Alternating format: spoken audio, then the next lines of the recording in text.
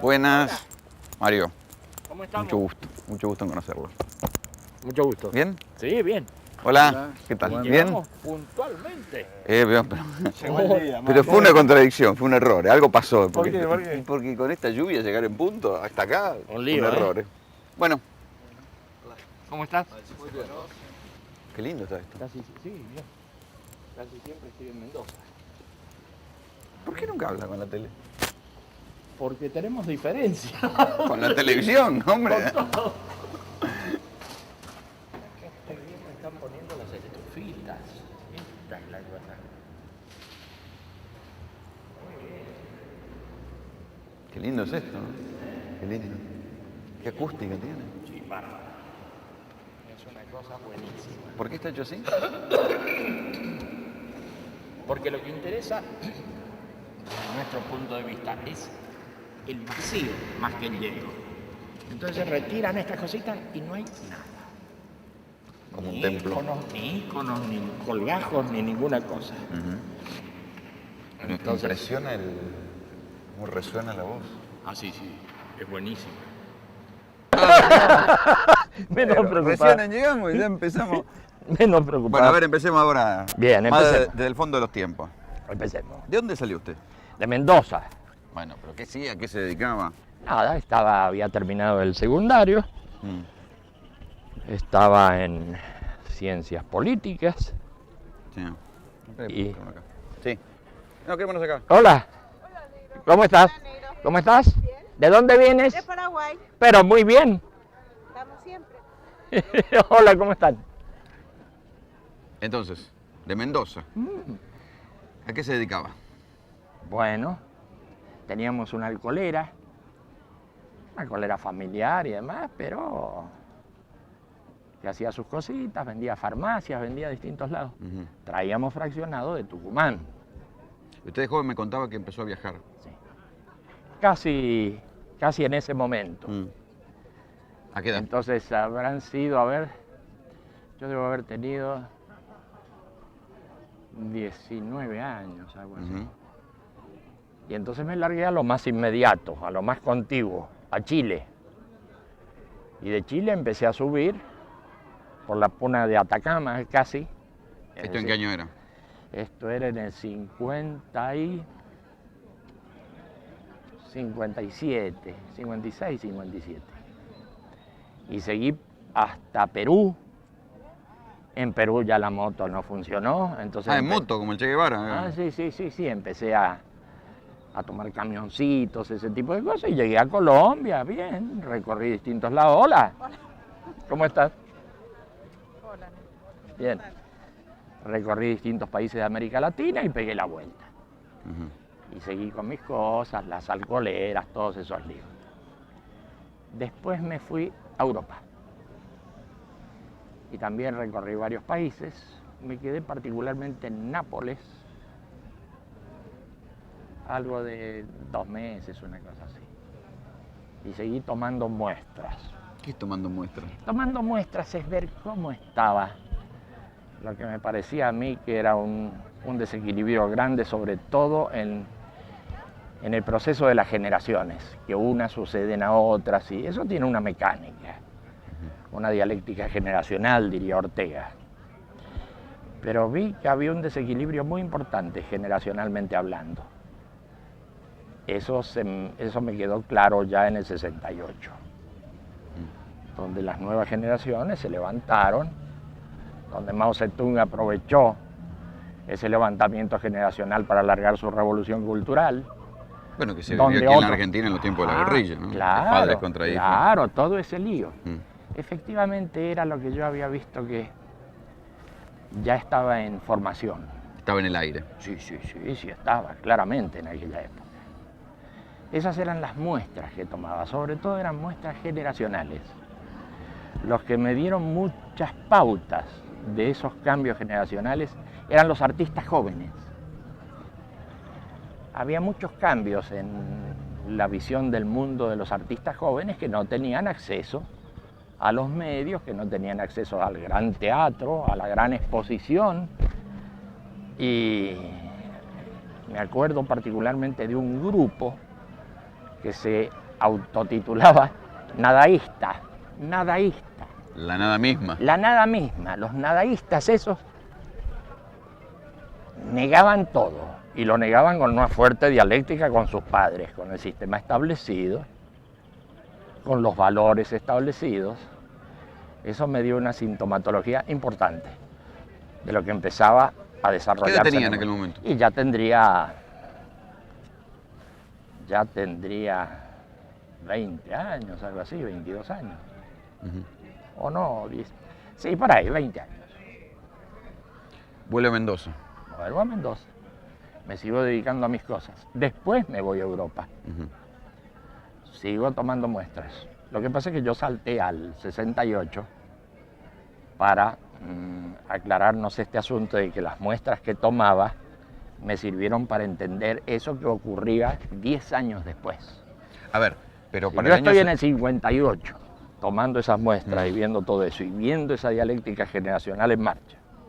Y en el 68 ya veo que en la Politécnica de Roma, en la Universidad del Cairo, finalmente en París, finalmente en París, y no al comienzo, finalmente en París, y la revolución cultural de Mao y todos esos fenómenos, ahí veo explotar esa dialéctica generacional que simplemente había visto en pequeños círculos de artistas, de jóvenes rebeldes, y todo aquello ahora tomaba un carácter psicosocial. ¿Qué edad tenía usted en el 69? En el 69 tenía 30 años. A ver, ¿usted qué diría si le cuentan que hace tanto tiempo, o hoy mismo, hay un joven de 30 años que va a una montaña, reúne, ¿cuánto? 200, 300, Sí, 400 200 personas sí. y da un mensaje? Sería un fenómeno, por lo menos para que salgan los noticieros. Sí, y así fue, porque se descolgó... Era muy joven usted, digo, Sí, quiero decir, sí, sí, fue sí. una cosa extraña para aquel Sí, momento. Sí, se descolgó la CBS, se descolgaron de varios lados a ver ese fenómeno. Tenía características. ¿Cómo especiales. llegó hasta ahí? A ¿Cómo, convocar. cómo llegó la CBS, por ejemplo? No, es un problema no de la sé cadena cómo de se televisión. entera. Cuénteme usted cómo llegó a juntar tanta gente en una montaña. Bueno, precisamente... ¿Por qué lo seguían? Yo creo que aprovechamos los mismos errores que tuvo el gobierno. Eso que en Jiu-Jitsu se llama aprovechar la fuerza del otro. Eso de prohibir a todo el mundo y prohibirnos a nosotros. Espere que le voy a sacar el saco del hombro porque si no me está Que pudiéramos, poniendo nervioso y se le va a quedar el dedo duro. eso que nosotros pudiéramos, pese a las prohibiciones, hacer un acto público con la anuencia del mismo gobierno. Porque consultamos, nosotros siempre hemos sido muy obedientes. Consultamos al gobierno. No podremos hacer un acto público, pero ¿cómo se le ocurre? Retírense de acá. Bueno. Era la dictadura de Onganía. Claro, Estaban prohibidas las manifestaciones. Claro, claro. Pero si no hablamos en los lugares públicos clásicos, si no hablamos en las ciudades, si no hablamos en los lugares de reunión, en la plaza pública, a lo mejor podemos reunirnos en la montaña, en un lugar donde los amigos van a comer asados, donde...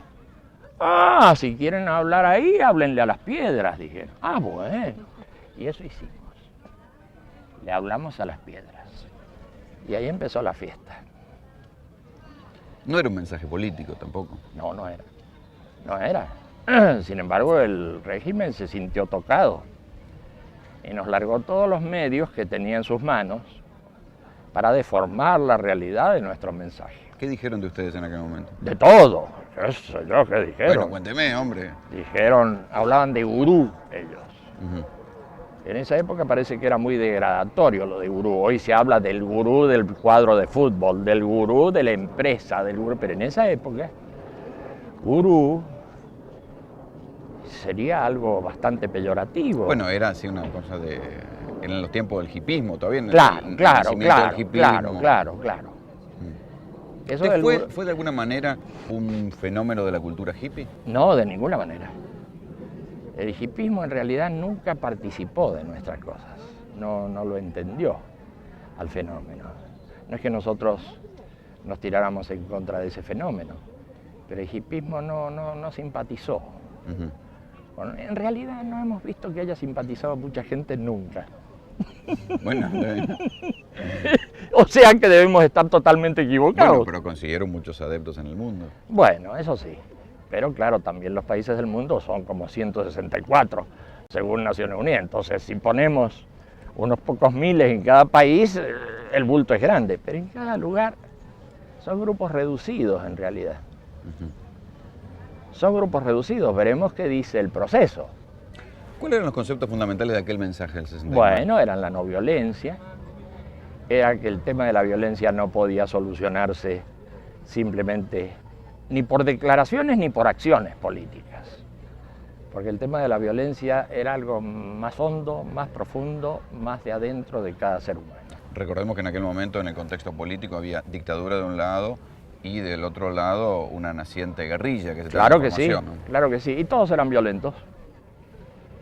Entonces, claro, no nos querían de ningún lado. Por ejemplo, la guerrilla o los que eran partidarios de esas cosas, veían en nosotros gente que trataban de desviar la revolución, de ablandar los ánimos combativos, de decepcionar a la gente joven en su lucha por la libertad y todo aquello. Así nos veían. Estoy hablando de la gente bien intencionada, no de los que tiran a matar porque sí. No, ellos nos veían como un fenómeno desviatorio. Y las dictaduras ni hablar. Las dictaduras nos veían como... ¿Las religiones? Las religiones, iglesia, bueno, ¿cómo lo veía? la religión oficial de acá en ese momento, Que era mucho más fuerte que ahora, digamos. era más Algunas fuerte, cosas se han el relajado. catolicismo era muy, muy contra y muy enemigo. ¿Qué decían de ustedes? Y nosotros seríamos una secta para ellos, una secta satánica o cosa por el estilo. Satánica, está jodido. Claro, satánica. Y los protestantes en Inglaterra y en otros lugares nos veían también como gente de lo último. Así que en estas áreas... Ahora, ¿cómo? Volvamos un poquito atrás. ¿Cómo algo que nace en el 69 de Mendoza de pronto aparece con seguidores en otros países del mundo? Así es. ¿Por qué? Yo creo que la dictadura nuevamente nos ayudó mucho, en el sentido de que mucha gente tuvo que irse. A mucha gente la metieron presa, a mucha gente la persiguieron y la gente voló. Y al irse de acá, se fueron precisamente a esos lugares que están conectados con Argentina, es decir, a España y a Italia. Entonces se puede ver esa línea como los primeros grupos aparecen en España y en Italia. También algunos se van, es cierto, a Venezuela, a Estados Unidos y demás, pero los grupos más fuertes se van a esos dos puntos. Y se explica por qué. Por similitud de idioma, por rasgos culturales comunes, se van a esos dos lados. ¿Cómo se hace usted conocido como para llegar a tener tanta gente que va a la montaña a escucharlo? En ese año 69, entre una cosa y otra, entre el joven que vuelve de viaje y el momento del mensaje, ¿cómo se va haciendo conocido? O sea, ¿cómo va logrando seguidores? Con pequeños grupos, con pequeños grupos con los que contábamos. ¿Grupos de qué? Grupos de estudio personal. Eran grupos que estudiaban qué pasaba con uno, qué pasaba con el medio inmediato, qué pasaba con la situación mundial.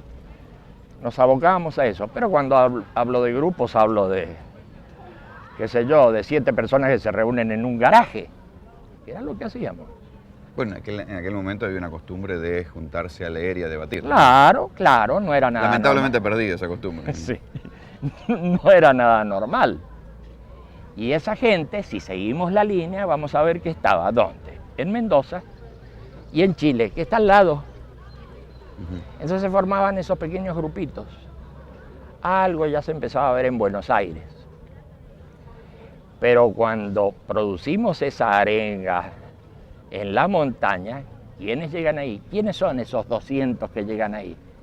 Son gente de Mendoza y gente de Santiago de Chile y unos pocos amigos que vienen de Buenos Aires. Pero, o sea, quiero decir que no hay nada misterioso en este desarrollo que se ve cómo se produce por las contigüidades geográficas o culturales como en los otros casos. En aquellos momentos donde todo era política, ya fuera que urgencia de revolución o guerra fría, usted proponía un énfasis en lo personal. Sí, así es. Que es lo mismo que propongo ahora. Un énfasis fuerte en lo personal. Porque para hablar de las situaciones sociales y económicas, nosotros hablamos en los términos del humanismo, adherimos en lo que el humanismo plantea como cosa importante. Pero para nosotros el centro de gravedad está en lo que sucede en uno. Pero ¿Cómo si se usted me cambia? dice, ¿qué hacemos con los gobiernos? ¿Qué hacemos con...? Bueno, mire, acá existe el humanismo en distintas partes del mundo, existe como partido político, existe como organizaciones culturales, sociales, así que nosotros adherimos en materia social y cultural a lo que propone el humanismo. Pero, No ese micrófono. pero, en lo que hace a lo que ocurre con uno mismo, eso lo hacemos a través de lo que llamamos el mensaje. Un mensaje muy breve, muy pequeñito, con un librito muy chiquito también, que habla del camino, que habla de, qué sé yo, la vida cotidiana, y no mucho más. No es para nada complicado lo que sucede con el mensaje. Es algo muy al alcance de la gente. Es muy distinta a las formulaciones teóricas que a veces uno encuentra en el humanismo. Ahí hay formulaciones Usted no teóricas. se presenta en sociedad como un filósofo, No, absolutamente. como un predicador. Tampoco porque es poca la prédica que hago en los lugares públicos. Ahora, cuando nos reunimos O entre sea, no es un amigos... predicador de masa, que No. y tampoco lo fue con el tiempo. No. Nunca ocurrió nada parecido a lo de los predicadores. ¿Y por qué lo sigue la gente? Yo creo que encontrará algo en común con su situación. No creo que sea por la fuerza del verbo o lo que yo presente como punto importante en mis explicaciones de las cosas. No, yo creo que es porque la gente tiene eso en su En el interior. mensaje había una interpelación fuerte al sufrimiento, a la gente que sufre. Sí, sin duda, a la gente que sufre y al fracaso, sobre todo al fracaso. A nosotros nos parece un punto capital. Quien crea que no ha fracasado va a tener problemas para entender lo que decimos. En realidad no va a tener problemas porque es alguien de éxito. Y eso que era otro tiempo, donde había otras ilusiones, ¿no? Sí, Pero por supuesto. Esto después con los años, cuando se empezó a hablar del no future y Sí. Es con el tema del fracaso donde nosotros ahí hemos puesto especial énfasis. ¿Por qué la cuestión del fracaso y del sufrimiento es un punto de tal atracción para la gente, o para la gente que escucha? Y porque la gente lo reconoce como real, como verdadero, como experimentable. No es algo que esté publicitado en el sistema. Usar la palabra fracaso es lo menos convocante y lo menos publicitario Sí. que uno puede imaginar. ¿Cómo va a decir? Lo menos seductor. Nosotros somos fracasados. ¡Ah, muy bien! Eso no lo vamos a escuchar. Es todo lo contrario. Entonces hay Pero habla del sufrimiento íntimo de la gente. Claro. Entonces hay tal verdad en lo que decimos que mucha gente lo registra y dice, bueno, esto debe ser así, posiblemente. Por ahí va. Por el lado del reconocimiento de una verdad interna y no por el lado de un armado ideológico. No, es por el lado del reconocimiento de una verdad interna. Cambiar desde uno, entonces. ¿Cómo Sí. se cambia una persona desde sí misma? Es como levantarse de los propios pelos. Difícil, difícil. Pero justamente el reconocimiento del sufrimiento es el que impulsa fuera del sufrimiento. Cuando uno reconoce que la cosa está mal y que la cosa no tiene salida, uno busca aire fresco, busca abrir las ventanas para que entre el sol, para que entre el viento. Y entonces uno cambia, o puede cambiar por lo menos. ¿Cuántos Eso creo. seguidores llegó a tener? seguidores. Bueno, Digamos, es un modo de llamarle. Sí, digo, de acuerdo. alguna manera. De acuerdo. En el mundo Y no sé, habrá 1 millón, 2 millones, algo así será. es mucho. Pero hay que preguntarle a los muchachos que andan con las estadísticas. Ellos saben, ellos cuentan todo. Sí, debe ser una cosa así. Bueno, no es habitual que alguien que reflexiona desde Mendoza Mm. logre 1 millón de personas que compartan su pensamiento en el mundo. Digo, no hay otro No, caso en no. Argentina. No, no creo que haya una cosa así. Es más un pensamiento organizado. Sí, sí, tiene sus virtudes y tiene sus defectos. Mm. Pero en fin. Con no el sé. correr de los años lo persiguieron, digamos, lo Sí. acusaron. ¿Qué pasó en la dictadura, por ejemplo? A mí me metieron preso 17 veces. Que no es mucho, porque me tenían preso una semana, me soltaban, me mandaban a Villa Devoto, a distintos lados. Pero ¿En qué? ¿En la dictadura de Onganía o en la dictadura de Videla? en la última, en la de Videla, sobre todo. ¿Con pero, qué cargo? ¿Eh? ¿Con qué cargos? Nunca había cargos. Nunca había cargos, y eso era lo más interesante. Que le metían preso en Mendoza y lo mandaban para acá. Ah, claro. Por ejemplo, hicimos una conferencia en la Sociedad Suiza, acá en Buenos Aires. ¿En qué cabeza puede caber que en medio de una conferencia aparezcan unos tíos llenos de ametralladoras y metan a 500 presos por estar en la conferencia? A ellos los tuvieron que ir soltando. Una conferencia en la que además se hablaba De lo de que búsquedas hablamos. personales. No, ¿no? claro. Así que la cosa es complicada, como lo ven ellos, o como lo vieron ellos. O sea, su pensamiento cabía dentro de lo subversivo. Ah, sí, sin duda. Por ejemplo, a propósito de eso, yo recuerdo que en algún momento se habló de que atentábamos contra el ser nacional, ser con mayúscula, el ser nacional, y nosotros Bueno, mirábamos. eso se lo dijeron a todo el mundo. Claro, nosotros buscábamos cuál era el ser nacional. Era un problema para nosotros poder saber en qué estábamos, de acuerdo a las acusaciones. Entonces siempre fue borroso, siempre fue difuso. Y las acusaciones que hicieron contra nosotros fueron tan difusas y tan borrosas que también influyeron en la imagen nuestra. Porque si hoy dicen una cosa, que somos la extrema izquierda, y luego la extrema derecha, y luego somos desviadores, y luego Yo somos... recuerdo que ahí por los años 80, durante la dictadura, habían salido una serie de notas acusándolos de ser una secta. Ah, claro. Por supuesto, pero era muy borroso todo. Pero las sectas suponen que la gente está presa, digamos que se apoderan de los bienes. Digamos. Sí, todo eso. ¿Tuvieron causas judiciales? No, ninguna. Ninguna. Pero sí asesinaron gente amiga, y sí deportaron a otra gente, y sí encarcelaron a otra gente. Eso sí, pero acusaciones ninguna.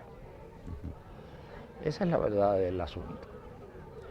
Así que o es un gran malentendido, o es una cosa Estamos hablando de malintencionada en gran escala. De algo que sucedió hace más de 20 años. Sí.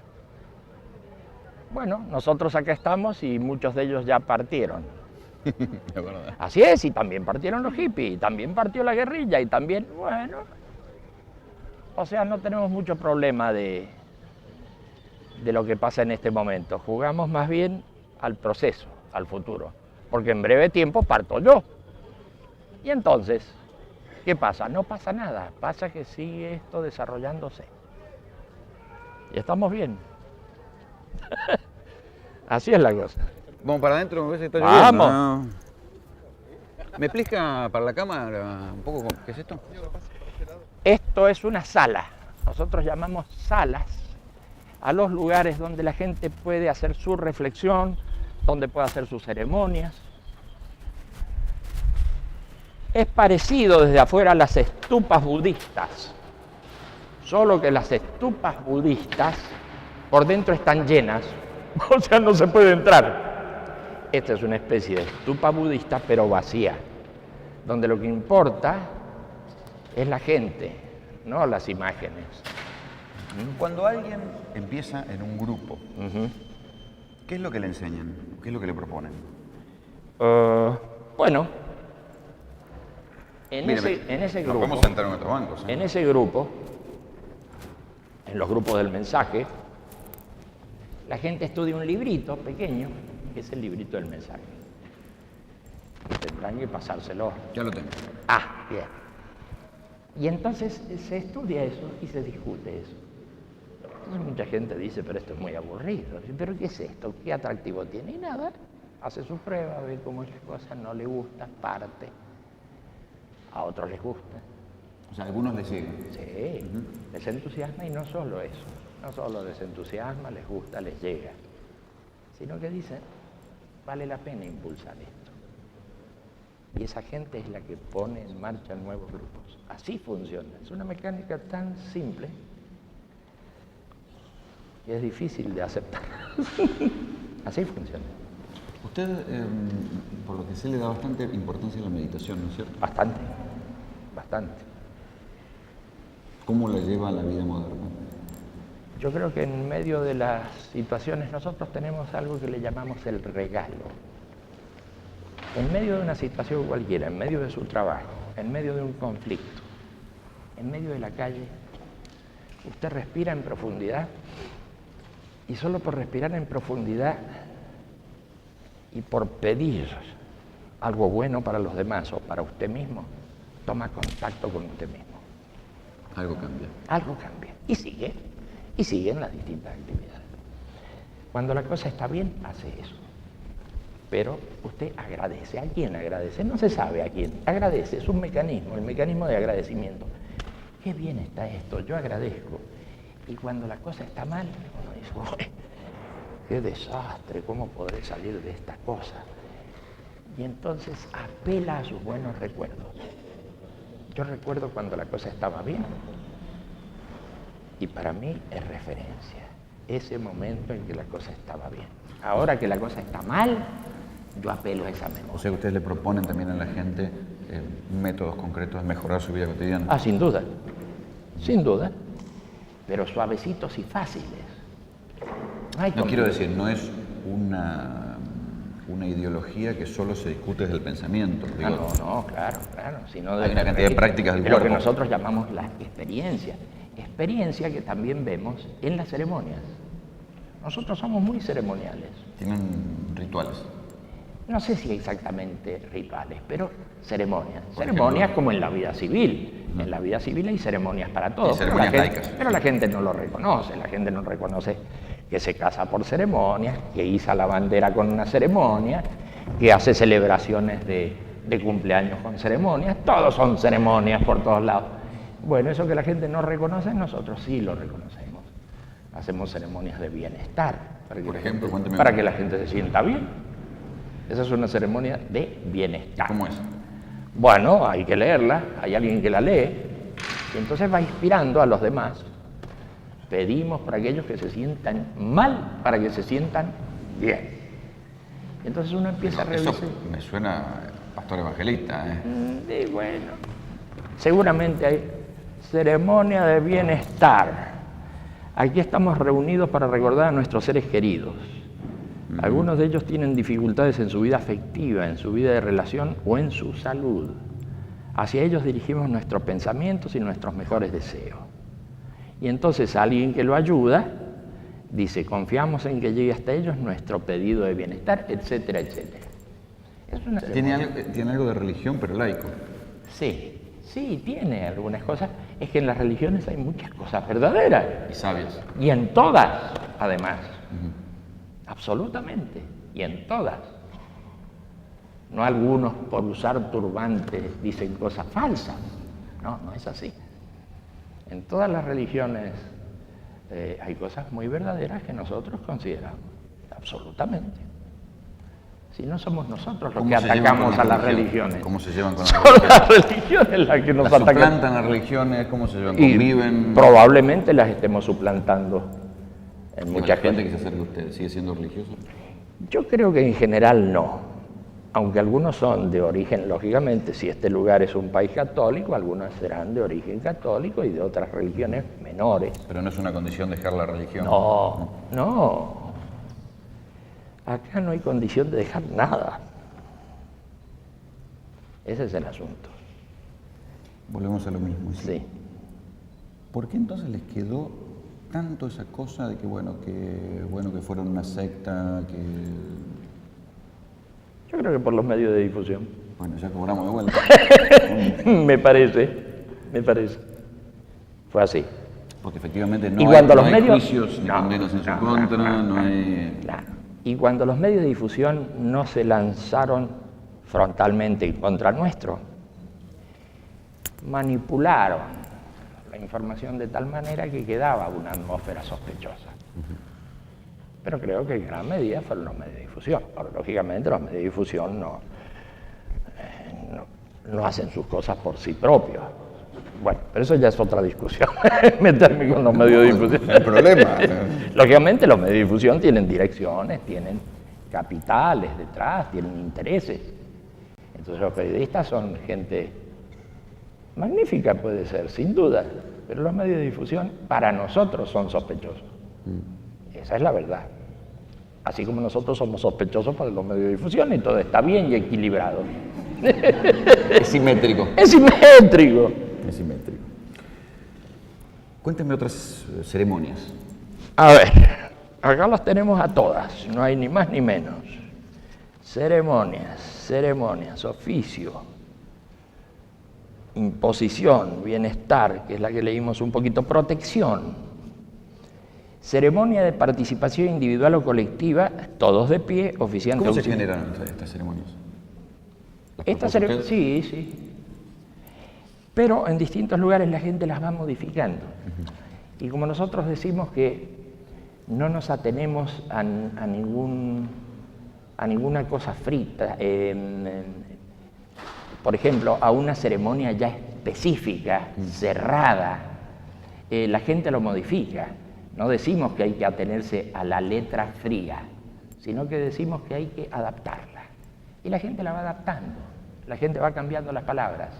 Nosotros no tenemos ningún dogma en materia de ceremonias, en materia de experiencias, en materia de doctrina. La gente que haga lo que le guste y lo que le suene bien. Y si hay palabras que no le gustan, saca esas palabras de la ceremonia y pone la que le suena, que anda mejor. Porque a lo mejor en un medio urbano hay un montón de palabras que andan bien y en un medio rural de hábitat disperso esas palabras no andan bien. Entonces la gente cambia las palabras. No hay que tener dogma ni con las palabras, ni con las ceremonias, ni con los planteos, sino que hay que dejar que la gente se exprese a través de esta formita. Estamos en una protección. Esta ceremonia tiene por objeto dar participación a los niños en nuestra comunidad. Desde antiguo, los niños han sido objeto de ceremonias tales como bautismos, imposiciones de nombre, etc. Mediante ellas se ha reconocido el cambio de situación, el cambio de etapa en el ser humano. Existieron y existen ciertas formalidades civiles mediante las cuales se hace constar el nacimiento, el lugar en que el hecho se produjo, etc.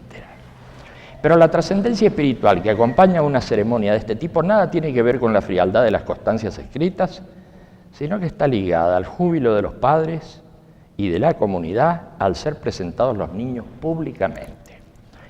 Esta es una ceremonia mediante la cual el estado de los niños cambia al convertirse en partícipe de una comunidad que se compromete, esa comunidad se compromete a hacerse cargo de ellos, de los niños. La tribu. La tribu. En caso que desafortunadas circunstancias lo dejaran desvalidos. Estas, por ejemplo, han funcionado muy bien, con mucho gusto, con mucho apoyo de la gente, en lugares muy humildes, en favelas, en villamiserias, en donde circunstancias especiales y desafortunadas han dejado a los niños desvalidos. Entonces la gente de la comunidad se encarga de apoyarlos, no de contenerlos, que es una palabra manipuladora, de apoyarlos. ¿Qué relación tienen ellos entre sí? Digo, ¿se ayudan entre sí? ¿Qué relación tienen? Yo creo que se sienten muy bien entre ellos. No, digo, si en la vida cotidiana ser un seguidor suyo genera otras maneras, tienen en contacto, les cambia la vida. Acá, por ejemplo, está claro, y con el caso de los niños, si estos niños quedan solos. Claro, por eso lo pensé. Si estos niños quedan solos. Sí, digo, también son una red de ayuda entre ustedes. Sí, pero no creo que tenga formalidad de ningún tipo. Seguramente la gente amiga hará negocios, seguramente los que se conocen entre sí hablarán a terceros por este otro amigo. Seguramente pasará eso como pasa en todos los grupos de amigos, pero institucionalmente no pasa nada de eso. Ni se plantea eso, ni se predica eso. Muchachos, ustedes que están en la misma, hagan una buena trenza, que esto se va para arriba. No funciona así.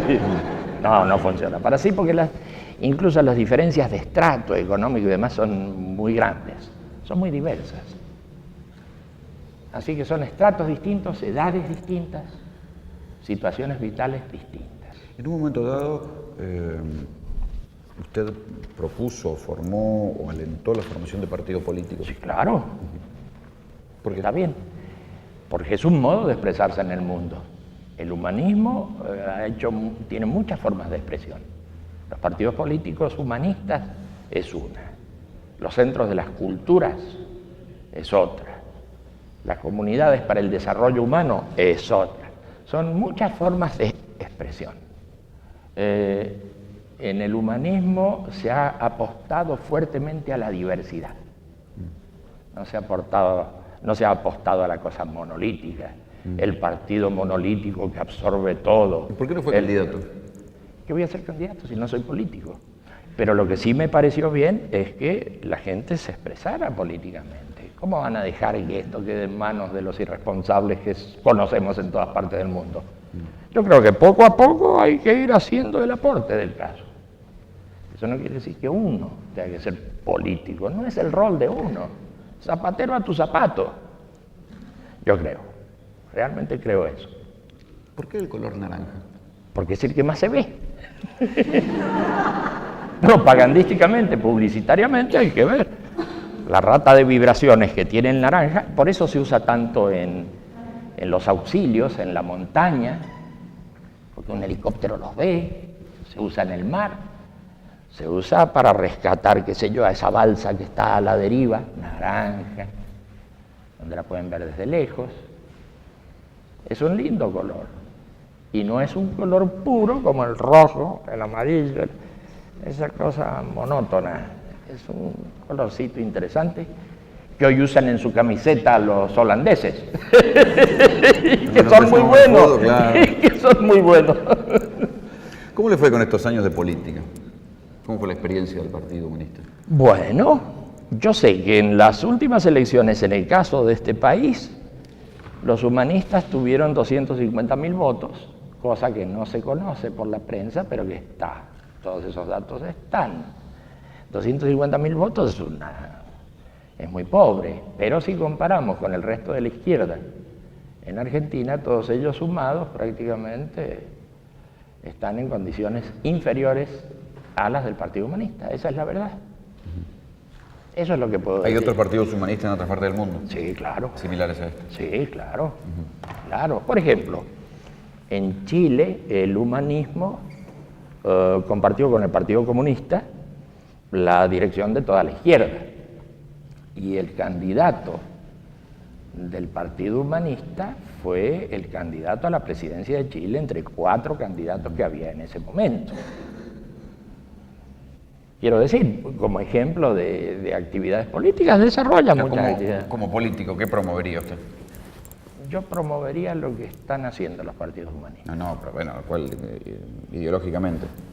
Ideológicamente, en el caso de América Latina, yo propondría que apoyaran, no importan los resultados y no importa las rispideces que pueda tener alguno de ellos, apoyaría, claro, a Chávez, apoyaría a Evo Morales, apoyaría a Kirchner, apoyaría a Tabaré Vázquez, apoyaría eso que de algún modo están haciendo fuerza por lograr una cierta independencia. O sea que en los términos ideológicos tradicionales este es un hombre de izquierda.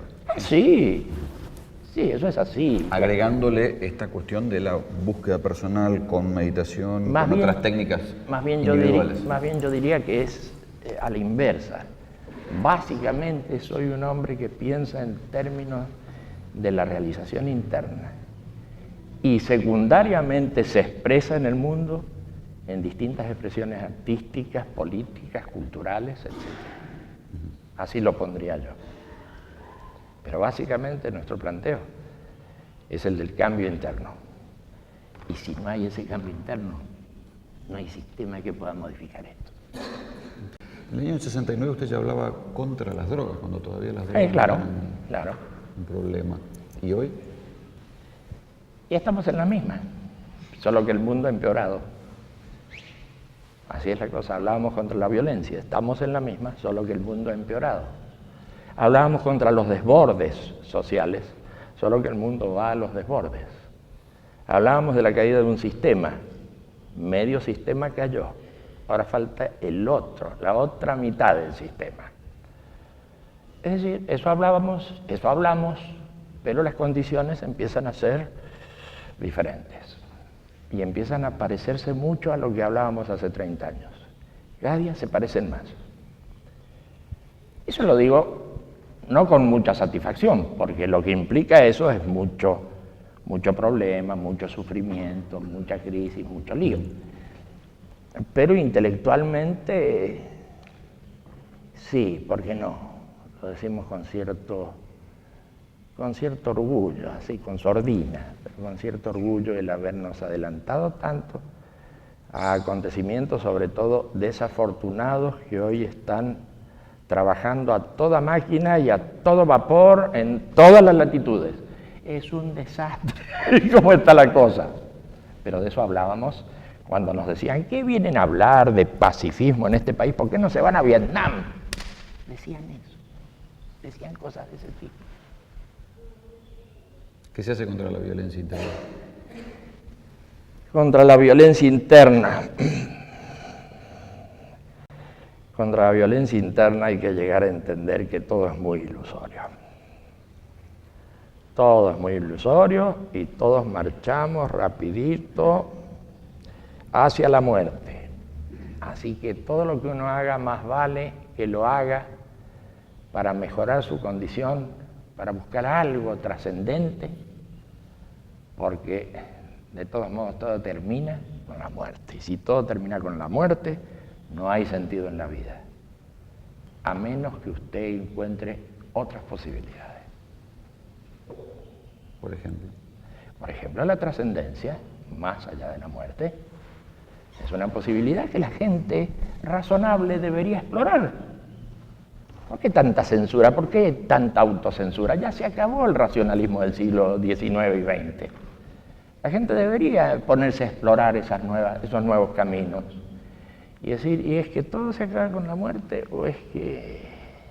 ¿Y usted qué cree? Yo creo que no, pero eso es lo que creo yo. Y lo que yo creo es irrelevante. Pero la gente... Bueno, hay mucha gente para la cual no es irrelevante lo que usted cree. Es cierto, pero es poca gente al lado de 6.000 millones de habitantes que hay en el mundo. 1 millón al lado de 6.000 millones. Uno en 6.000, no hacemos nada. Aparte del problema de número está el problema de las influencias. Por ahí 10 tipos tienen tal influencia que manejan la economía del mundo. Bueno, no creo que esos 10 estén entre nosotros. No.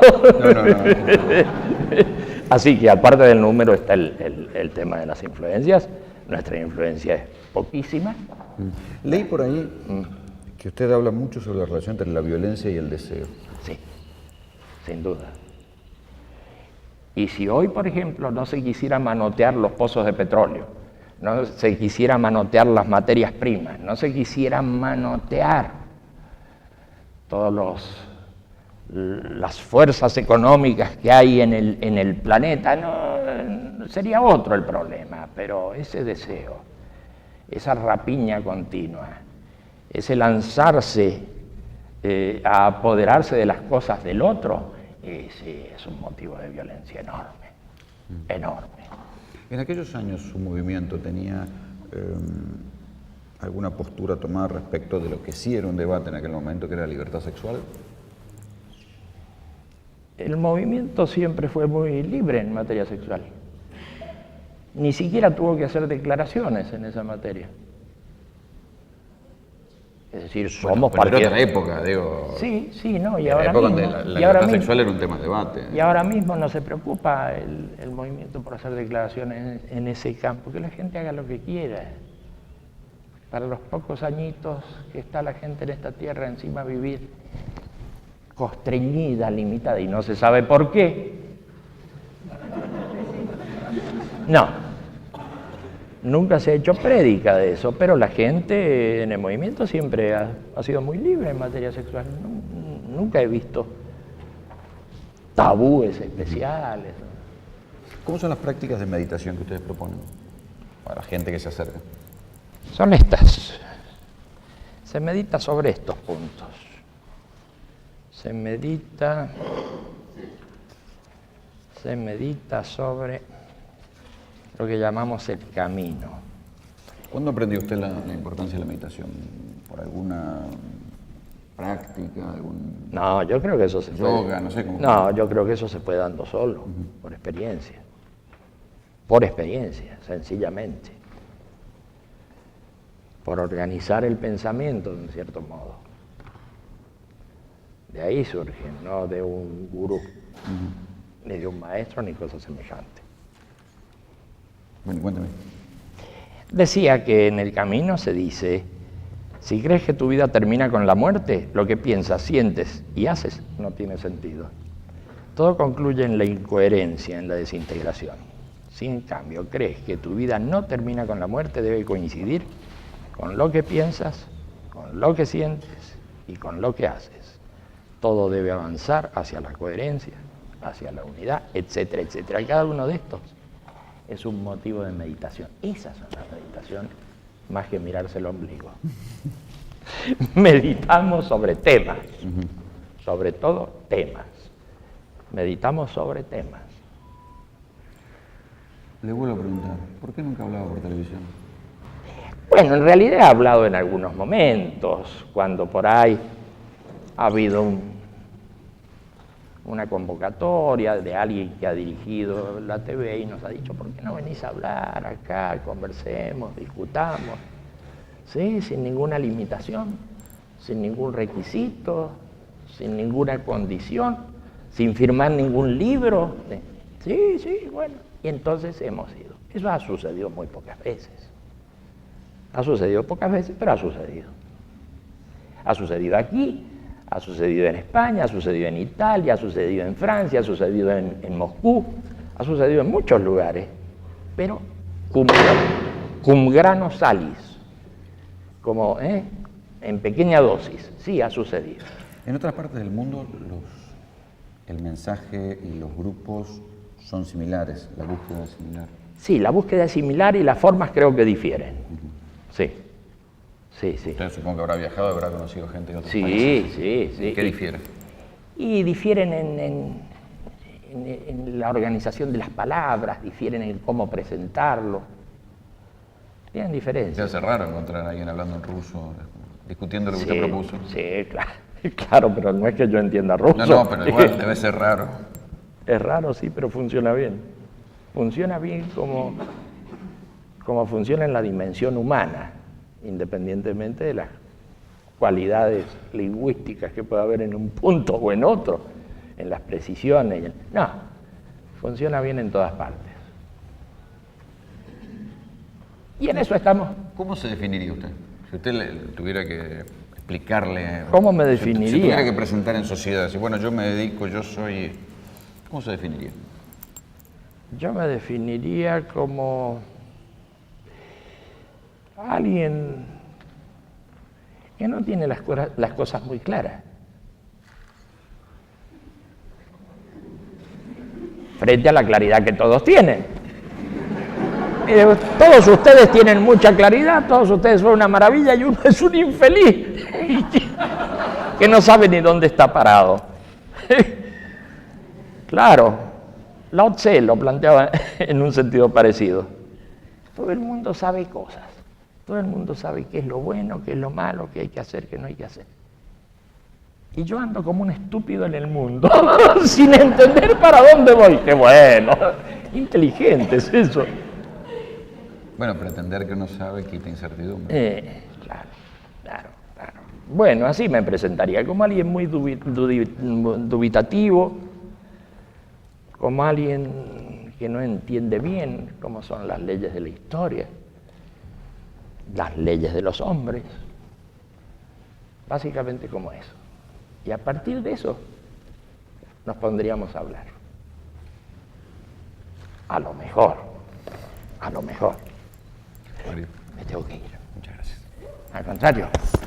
Muchas gracias a vos. Gracias a todos. Nos vemos. Hasta luego.